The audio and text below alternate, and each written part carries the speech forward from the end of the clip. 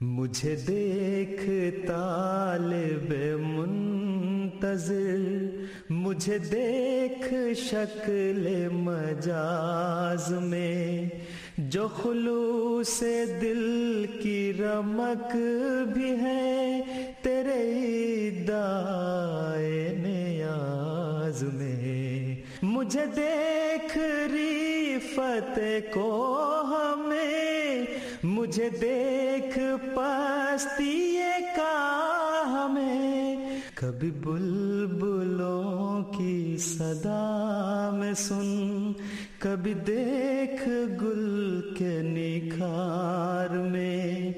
मेरी एक शान खज़ां में है, मेरी एक शान बहार में। मुझे देख तालिब मुंतज़िर, मुझे देख शक्ल मजाज में, जो खुलूसे दिल की रमक भी है तेरे दाए नियाज में। मुझे देख तालिब मुंतज़िर।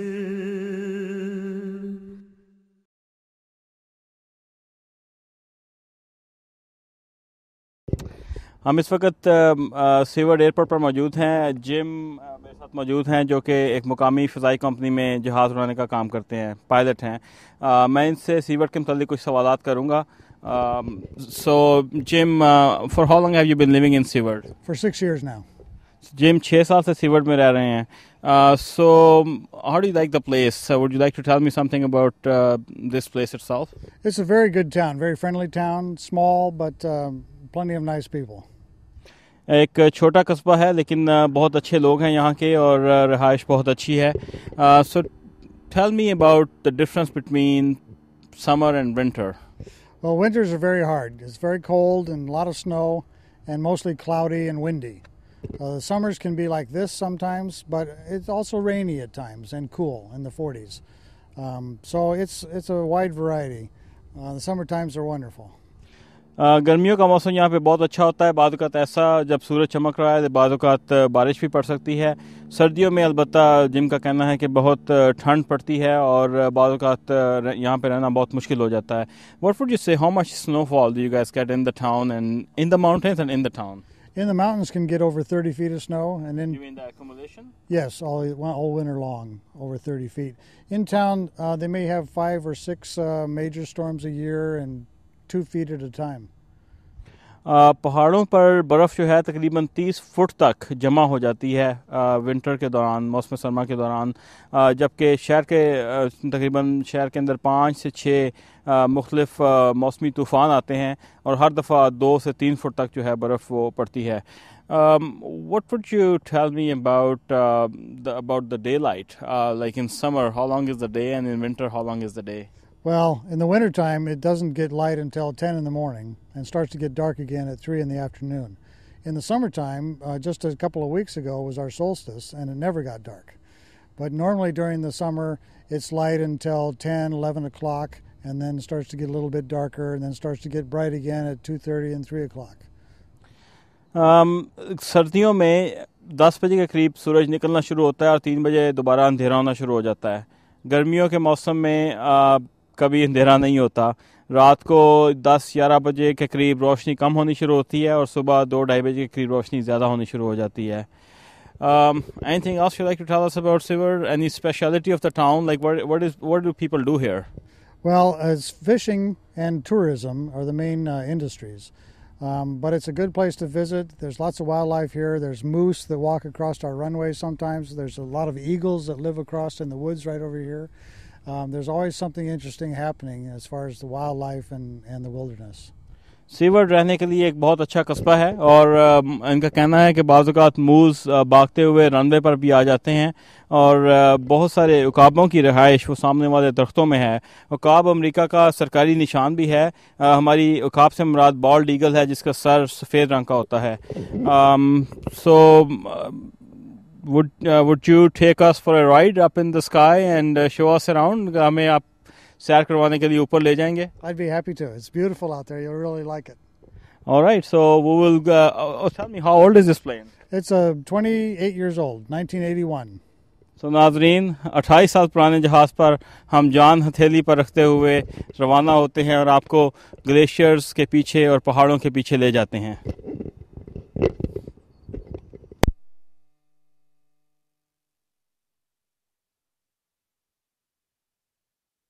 Can you hear me now? Yeah. Perfect. So, well, if you there is any other information you want to give me while we are flying, just keep telling me and I'll keep talking in the mic. Okay. This is not a very busy airport. No control tower. ये एक छोटा सा airport है जिस पे हम जहाँ से फ्लाई कर रहे हैं, तो पायलट्स एक दूसरे को सिर्फ वायरलेस पर इंफॉर्मेशन देते हैं और उसके बाद वो यहाँ से परवाज़ कर जाते हैं। इस वक्त जिम दाएं बाएं देख रहे हैं किसी जहाज़ के उतरने या चढ़ने को, और अगर रनवे क्लियर हुआ तो वो सीधे यहाँ से परवाज़ कर जाएंगे।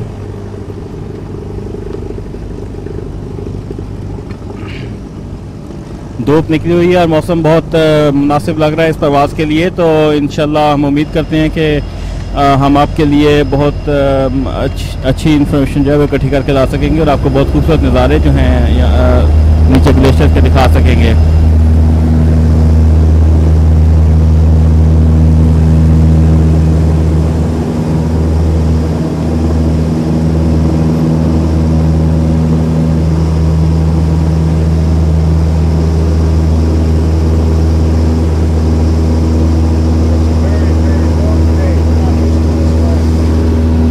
जिम का कहना है कि इस वक्त एक बहुत गर्म दिन है और आमतौर पे सीवर्ड के इलाके में इतनी गर्मी नहीं होती। दाएं तरफ आप देख सकते हैं बंदरगाह का इलाका है। ये इलाका जो है यहाँ पर क्रूज शिप्स करा के रुकती हैं। एक छोटी शिप आप देख सकते हैं इस वक्त खड़ी हुई है।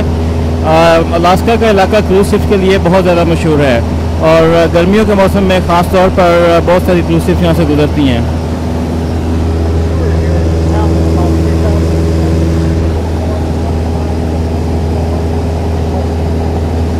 सीवर्ड में तकरीबन 3000 नफूस पर मुश्तमिल आबादी है। गर्मियों में इसमें काफ़ी इजाफा हो जाता है टूरिस्ट वगैरह के आने की वजह से, वरना आमतौर पर तकरीबन 3000 लोग इस जगह पर रहते हैं।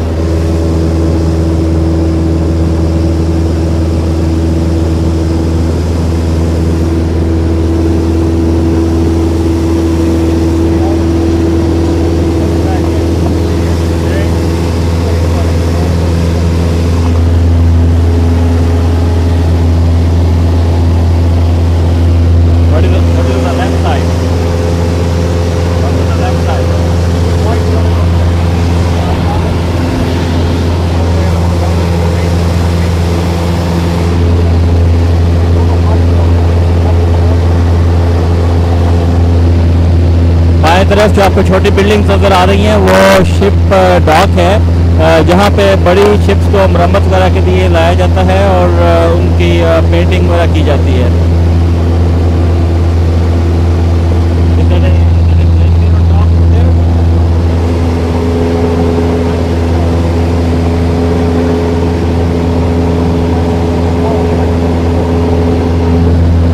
पहाड़ी की पिछली तरफ एक बहुत बड़ा ग्लेशियर है, जो यहाँ थोड़ा सा आगे जाएंगे तो आपको इंशाल्लाह नजर आएगा। What's the name of that glacier, do you know? या इसका नाम गैडविन ग्लेशियर है। और आप क्लियरली देख सकते हैं कि पीछे बर्फ का एक समुंदर ठाठे मार रहा है।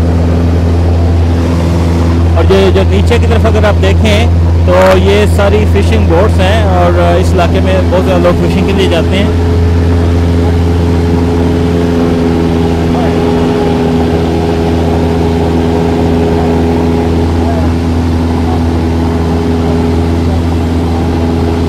इस इलाके में कायाकिंग जो है वो बहुत मकबूल है। कायाक एक छोटी सी प्लास्टिक की कश्ती को कहते हैं जिसमें एक ही आदमी बैठता है और उसके पास एक खास किस्म का चप्पू होता है जो वो दोनों तरफ मारता हुआ तेज़ी के साथ आगे की तरफ बढ़ सकता है। इस जो कायाक इस इलाके में इस्तेमाल किए जाते हैं उन्हें सी कायाक कहा जाता है।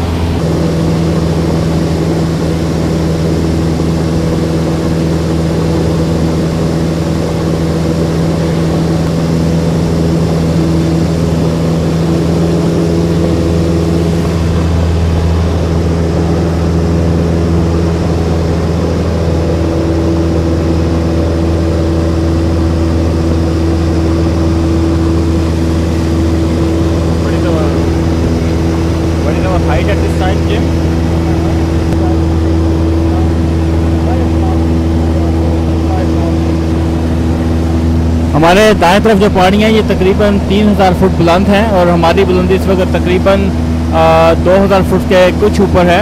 तो इंशाल्लाह हमारी जो फाइनल बुलंदी होगी तकरीबन 5000 फुट की बुलंदी पर हम प्रवास करेंगे।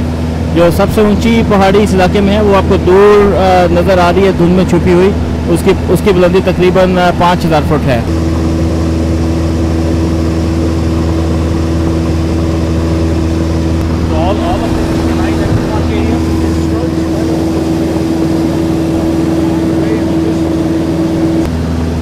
जो ही हम ये पहाड़ी को अबूर करेंगे तो हम केनाई नेशनल पार्क की हदूद में दाखिल हो जाएंगे और कुछ ही देर के बाद इंशाल्लाह हम आइस फील्ड के ऊपर प्रवास करेंगे।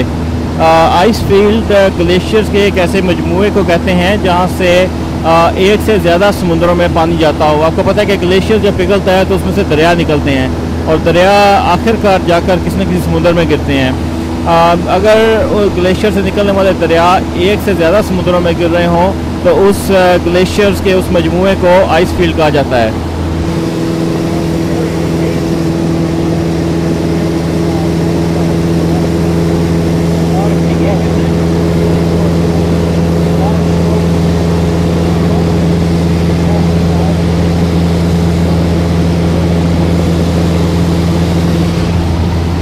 जिम बता रहे हैं कि इस वक्त अलास्का में 58 मुकामात पर जंगलों में आग लगी हुई है, जिसकी वजह से धुआं जो है वो यहाँ तक पहुँच रहा है। इस धुएं की वजह से हम चीज़ों को बहुत ज़्यादा क्लियरली नहीं देख सकते, लेकिन फिर भी काफ़ी दूर तक पहाड़ जो हैं वो नज़र आ रहे हैं। और आप देख सकते हैं कि आइस फील्ड का थोड़ा सा इलाका वहाँ पे नज़र आ रहा है। तो इंशाल्लाह एक पहाड़ी के चक्कर काटते हुए हम उसके ऊपर प्रवास करेंगे। आप पहाड़ियों के दरमियान में जो थोड़ी सी जगह देख रहे हैं, जिम वहाँ से अपने जहाज़ को गुजारते हुए उस आइस फील्ड के ऊपर ले जाएंगे।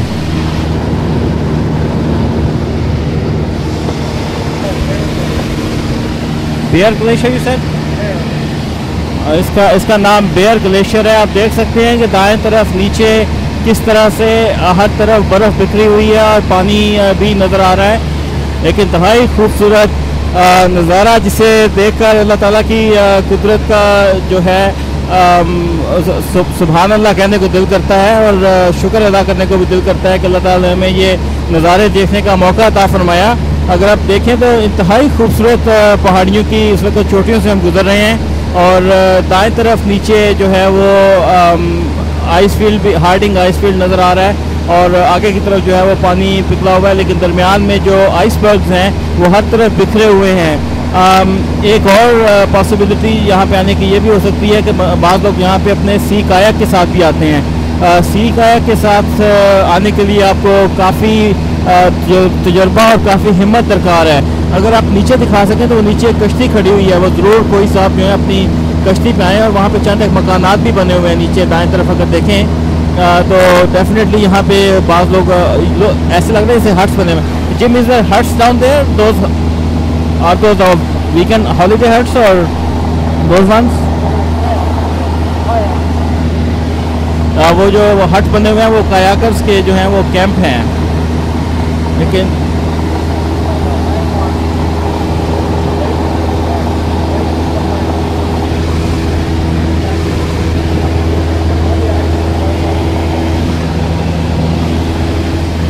ये एक बहुत बड़ा ग्लेशियर है और ग्लेशियर को समुंदर से सिर्फ खुश्की के एक टुकड़े ने पैदा किया हुआ है। इसकी वजह से इसको लैंडलॉक ग्लेशियर कहा जाता है। लैंडलॉक ग्लेशियर का मतलब ये है कि यहाँ से जितनी बर्फ़ पिघलती है वो सारे का सारा पानी यहीं पे मौजूद रहता है, वो समुंदर में नहीं गिरता।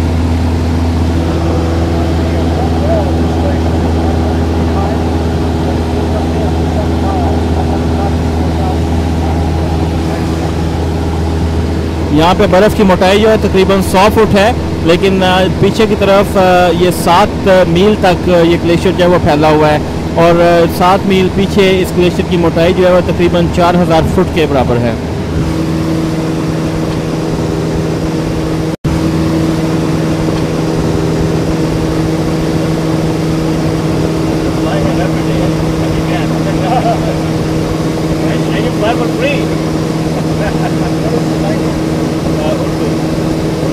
Yeah, that's the language from Pakistan. Oh yeah, you do? Oh, would you like to say say something in Urdu?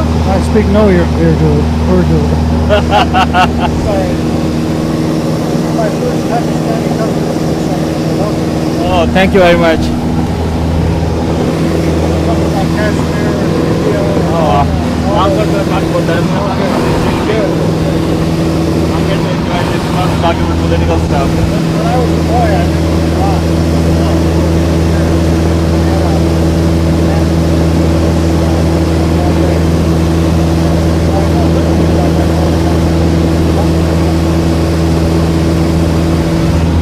आप नाज़रीन देख सकते हैं कि हम पहाड़ों के बिल्कुल करीब से गुजर रहे हैं और एक इंतहाई खूबसूरत नज़ारा है जिसका आप देख ही सकते थे, जिसको बयान करना बहुत मुश्किल है। तो एंजॉय कीजिए इस नज़ारे को। इंशाल्लाह एक चक्कर लगा के हम दोबारा ग्लेशियर के ऊपर जाएंगे।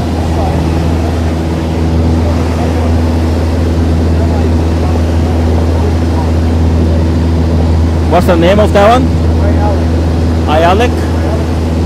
इस ग्लेशियर का नाम जो आप बाएं तरफ देख रहे हैं, इस ग्लेशियर का नाम आयालिक ग्लेशियर है। ये टाइड वाटर ग्लेशियर भी इसको कहा जाता है, क्योंकि यहाँ से जितनी बर्फ़ पिघलती है वो सीधी की सीधी समुंदर में गिर रही है, उसको किसी चीज़ ने रोका हुआ नहीं है।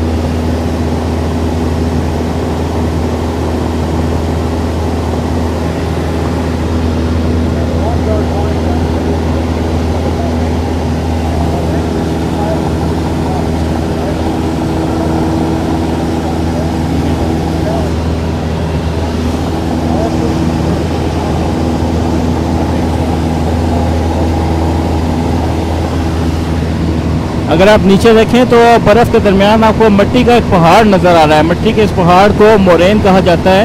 ये मिट्टी का पहाड़ जो है ये बर्फ़ अपने साथ दबा कर लेके आती है, मतलब दोनों पहाड़ों के दोनों तरफ से जब बर्फ़ आगे को बढ़ती आती है तो जितनी मिट्टी और चट्टानें उसके आगे आती हैं, ये उसको पीस कर इस तरह की मिट्टी और रेत की शक्ल में आगे लेके आती है। इस ग्लेशियर में बर्फ़ की 3 मुख्तलिफ तहें हैं और आप दरमियान में देख सकते हैं कि 2 मोरेन्स नज़र आ रही हैं और ये 3 मुख्तलिफ तहें बर्फ़ की यहाँ पे मौजूद हैं।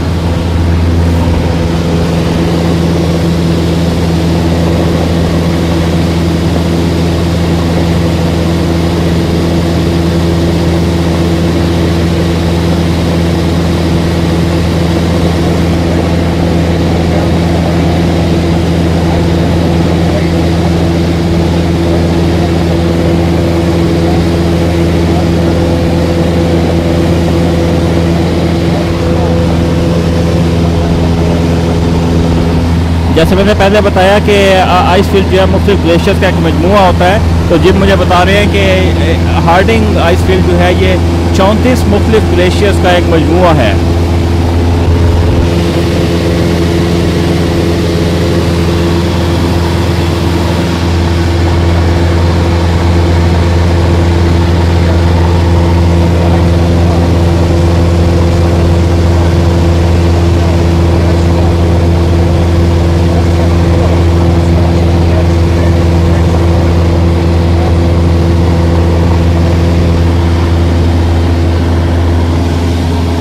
आपने देखा कि ऊपर की सतह पर जो बर्फ़ है वो बिल्कुल स्मूथ है और उनमें किसी किस्म का कोई कटाव नहीं है, लेकिन आगे की तरफ जो बर्फ़ आ चुकी हुई है नीचे, वो काफ़ी हद तक मुख्तलिफ किस्म के कटाव का शिकार है, जिसे सैरवास कहा जाता है। ये सैरवास बाद बहुत ख़तरनाक भी हो सकते हैं और बहुत गहरे भी हो सकते हैं और इनके नीचे चूँकि सख्त बर्फ़ होती है, अगर खुदा न खास्ता कोई शख्स इनके अंदर गिर जाए तो बाद कात वो 200-300-400 मीटर तक अंदर ही अंदर घिसटता हुआ नीचे तक पहुंच जाता है और उसका जिस्म जो है वो इस सख्त बर्फ़ के साथ बिल्कुल पूरी तरह चिपक जाता है और वहाँ से वो हिलने के काबिल नहीं रहता। अगर तो अगले 5-10-15 मिनट के अंदर अंदर उसे कोई मदद मिल जाए, उसे बाहर निकाल दिया जाए तो बचने की कुछ उम्मीद हो सकती है, वरना आधे घंटे के अंदर अंदर बंदा जम कर वहीं पर ख़त्म हो जाता है। आप देख सकते हैं कि नीचे एक आबशार नज़र आ रही है। जिम बता रहे हैं कि पानी जो है वो हमेशा बर्फ़ के नीचे सफ़र करता रहता है और हमेशा चलता रहता है। ये जो ग्लेशियर का आपको नीला रंग नज़र आ रहा है वो भी पानी की वजह से नज़र आ रहा है।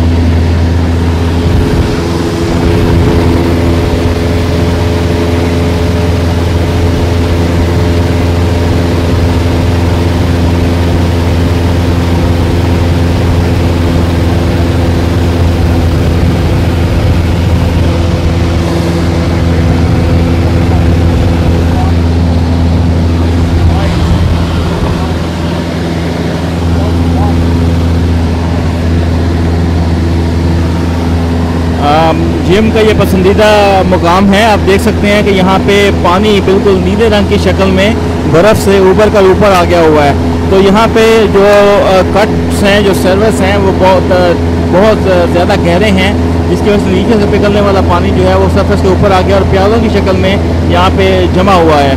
तो ये लिक्विड पानी है, जमा हुआ नहीं है, लेकिन बर्फ़ के ऊपर होने की वजह से इसका रंग जो है वो नीला नज़र आ रहा है।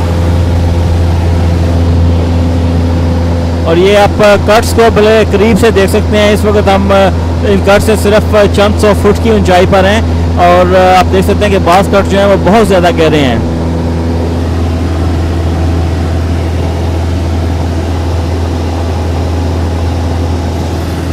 Are we gonna go back the same way we came, or we are taking a round? और हम आहिस्ता आहिस्ता मज़ीद ऊंचाई की तरफ जा रहे हैं। हमारी बुलंदी इस वक्त तकरीबन 4000 फुट के करीब है और हम इस वक्त सबसे ऊंची जो पहाड़ी है उसके करीब जा रहे हैं। और आप देख सकते हैं कि इस वक्त हमारे चारों तरफ बर्फ़ का समुंदर है और पूरे का पूरा आइस फील्ड हमें यहाँ से मुकम्मल तौर पर नज़र आ रहा है।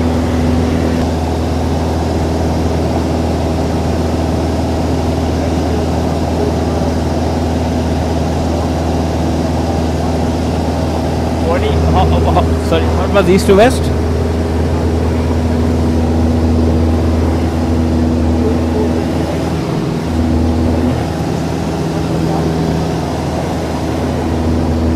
एक 1000 मुरब्बा मील से ज़्यादा बर्फ़ जो है वो इस आइस फील्ड पे मौजूद है। इसकी चौड़ाई तकरीबन 40 मील और लंबाई तकरीबन 20 मील है और 34 ग्लेशियर्स के मिलने से ये आइस फील्ड बना है।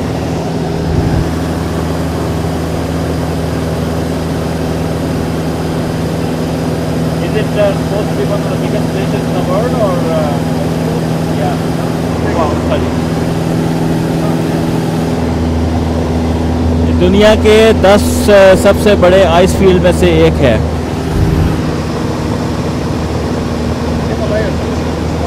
Oh yeah, I know the second biggest is in Pakistan, just next to Gate Mountain. It's about 52 kilometers, about 35 miles long. दाएं तरफ नीचे जो है वो एक मौसमी स्टेशन है जो मौसम का हाल जो है नीचे साइंसदानों तक पहुंचाता है।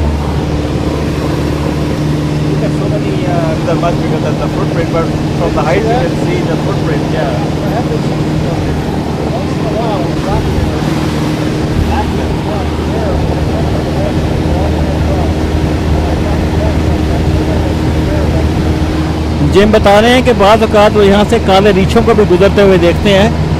काला रीछ मगरिब की तरफ से आते हैं और इन पहाड़ियों को क्रॉस करते हुए दूसरी तरफ उतर जाते हैं और नीचे ऐसा लग रहा है जैसे फुटप्रिंट्स बने हुए हैं, ऐसा लोग चलने फिरने के निशान हैं।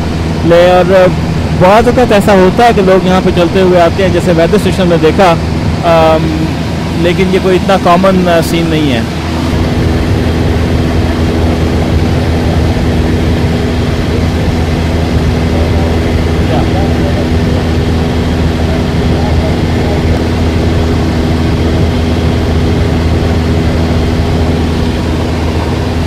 जिम बता रहे हैं कि ये एग्जिट ग्लेशियर के ऊपर हम जा रहे हैं। ये इस आइस फील्ड का शुमाली हिस्सा है, आखिरी हिस्सा। और अगर हम चाहें तो सीवर्ट के कस्बे से 8.5 मील फासला पैदल तय करते हुए हम इस मुकाम तक पहुंच सकते हैं और इस आइस फील्ड पे अपने कदम रख सकते हैं। लेकिन ये कोई इतना आसान रास्ता नहीं है। कहने को ये 8.5 मील है, लेकिन इसमें बहुत ज़्यादा चढ़ाई और उतराई और बहुत सारी ऐसी मुश्किल रास्ते हैं। और आप देख सकते हैं कि वहाँ पे 2-3 लोग पैदल चलते हुए जा रहे हैं। ये रेंजर्स का एक हट है जो वहाँ पे साइड पे बना हुआ है और अगर आप नीचे देखें तो आप देखेंगे कि वहाँ पे 2 लोग पैदल चलते हुए जा रहे हैं। और जो बिल्कुल पैदल चलने वाला एक रास्ता है, ये एक और शख्स है यहाँ पे जो हमें देख के हाथ भी हिला रहे हैं। इट्स एन एक्साइटिंग सीन, बहुत खूबसूरत नज़ारा है। इस वक्त आप एक बार फिर देख सकते हैं कि नीले रंग की बर्फ़ जो है वो इस एग्जिट ग्लेशियर पे भी है।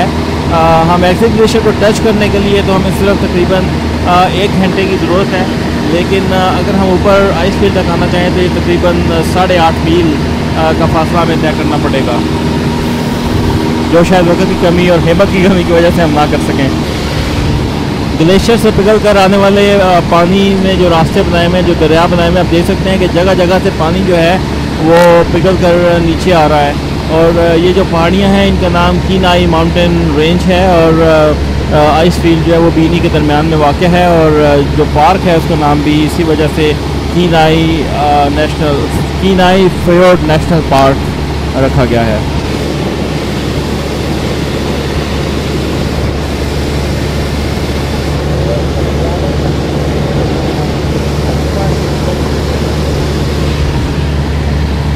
जिम बता रहे हैं कि किसी वक्त में ये जो वादी हम देख रहे हैं, किसी वक्त में ये पूरे की पूरी वादी बर्फ़ से भरी हुई थी और बर्फ़ का जो लेवल है वो इन पहाड़ों से भी ऊपर था। लेकिन आज बहुत सारी मौसमी तब्दीलियों की वजह से वो ग्लेशियर तो ख़त्म हो चुका है, लेकिन ये जो वादी की फॉर्मेशन है, जो शक्ल है जो यू शेप में बनी हुई है, ये क्लियरली यहाँ पे एक ग्लेशियर के होने का पता देती है।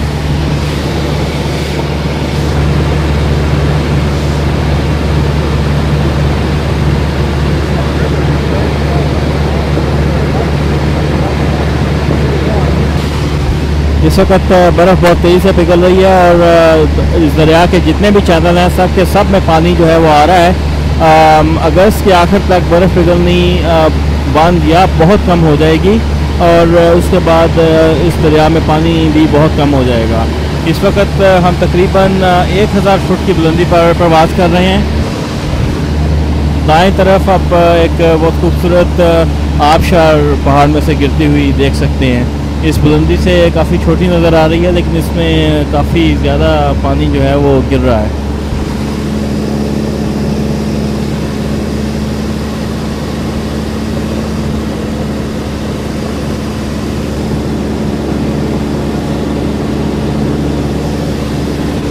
अगर आप देखें तो सामने हमें रनवे नज़र आ रही है जहाँ पे इंशाल्लाह हम थोड़ी ही देर में उतरने वाले हैं।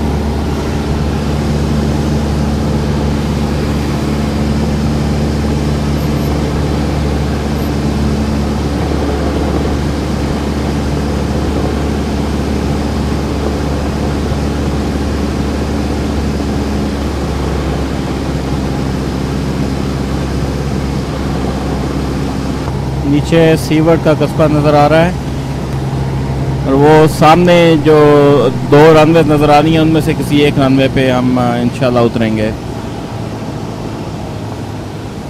और जिम ने इंजन की स्पीड बहुत हद तक कम कर दी है और हमारा इस वक्त हम तकरीबन सतह समुंदर से 600 फुट की बुलंदी पर प्रवास कर रहे हैं।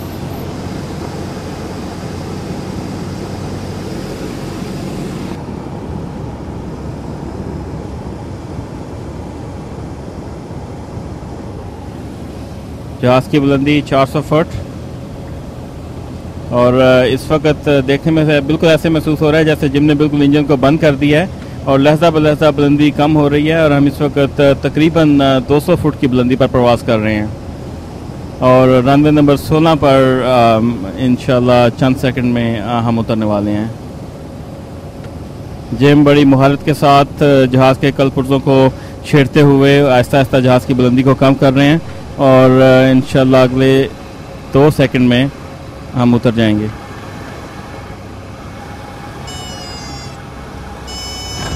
जिम ने बड़ी मुहारत के साथ जहाज़ को नीचे उतारा और अब वो ब्रेकें लगाकर इसको रोकने की कोशिश कर रहे हैं।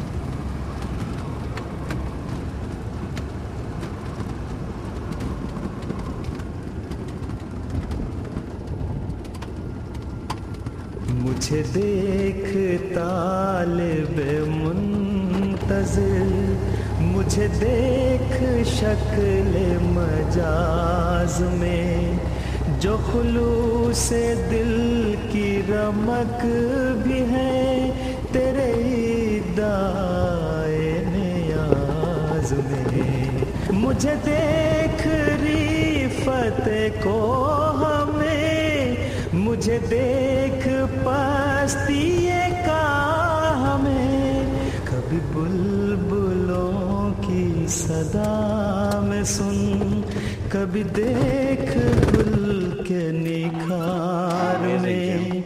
मेरी एक शान खज़ां में है, मेरी एक शान बहार में।